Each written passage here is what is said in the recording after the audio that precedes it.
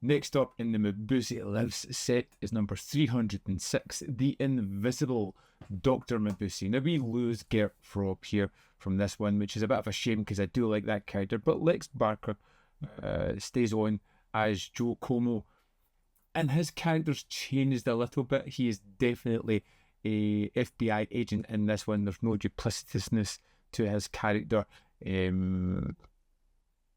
but this one feels kind of interesting. It opens up in the Metropole Cinema, which is a stalwart of a lot of kind of movies which some great things happen, like Demons, for instance, takes place there. And we watch a play take its form when we kind of pan up to the balcony and we watch a pair of binoculars, a floating pair of binoculars, just watching on in this environment.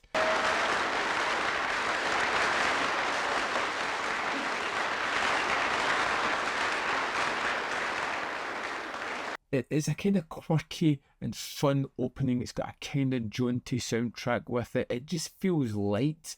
And I was a little bit worried at this moment, but pretty quickly you move into a dark avenue of this film.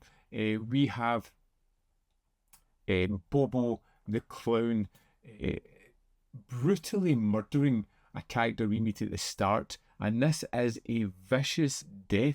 And you have this juxtaposition between the comedy, the light-hearted nature of it, and then you have this dark, brutal, horrible death right at the start by what should be a fun, jolly character who commits this brutal act. And it's that kind of almost fighting elements at the start of this one that really made me curious about where this was going to go. Aber ich kann Sie hören. Und ich weiß, wer Sie sind. Dann muss ich Sie leider auf eine sehr lange Reise schicken. Now, I really enjoyed this Mabuse tale because there is so many things going on to this, and it feels like it's kind of taken aspects from all different kinds of films. It feels a little bit like Phantom of the Opera. Feels like they've mixed in The Invisible Man. Feels like they have Phantomas mixed in this one as well, with the larger output of the Criminal Empire. Takes all these elements and creates a really fun, pulpy crime tale. The idea of the invisible element is really pretty good because it's a different character. It's not Mabuse in this one that is the invisible character. Though Mabuse is still present, he's still kind of puppet master. He is after this device that can make somebody invisible, but someone is kind of the catalyst of the story who is invisible and has this technology. And it leads to some wonderful effects. I was really enamoured by the kind of haunting mood that this set up. It felt like it was eking into horror while still being deeply sci-fi at times as well. There is standout moments, particularly the one where Joe Como locks himself in a room with the suspected invisible man he thinks is there and uses such interesting tactics to try and make him appear.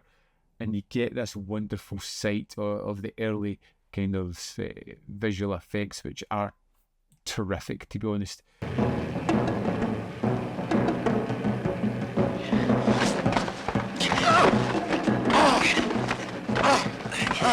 Of course, I'm starting to see the groundwork of what could be reoccurring storylines or reoccurring aspects. We get a female character in there who is pretty much a damsel in distress. That is her key characteristic, and she will play that to the maximum all through the film.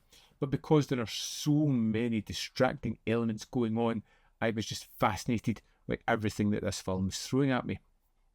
Great mood, great effects, great tale once more, and it really does eke out that mythos of Mabuse. And I think the most fascinating thing about these films is he is such a minor character in all these films, yet he feels like a huge shadow over all the movies, hidden from the view and just controlling everybody, like someone looking over a chessboard, placing the pieces so carefully.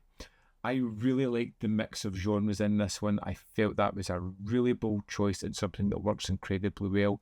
And it's taking all these elements from the kind of universal horror movies, but does something very different with it, giving it a kind of sci-fi slant to it. And I feel like that works incredibly well. Wir greifen in 2 Gruppen an. Den Kontakt schließen. Fun with this one, although I kind of missed Get Frob at the start, I quickly forgot about that character that I loved because it was so enamored with the characters we had here, with the situations, with the reoccurring play that we get to watch and the characters that come from that. And a little bit of a mystery at the heart of this one as well. Yes, I am enjoying this set immensely thus far, and I'm looking forward to carrying on with it. We kind of covered the extras from this disc on the previous video, so no extras to cover here, and I'll see you next time for more Mabuse action. As always, there is more content up here. You can see more of my stuff if you're interested. Drop me a comment in the comment box below and we can have a little chit chat about this wonderful set so far. Thanks for watching. See you next time.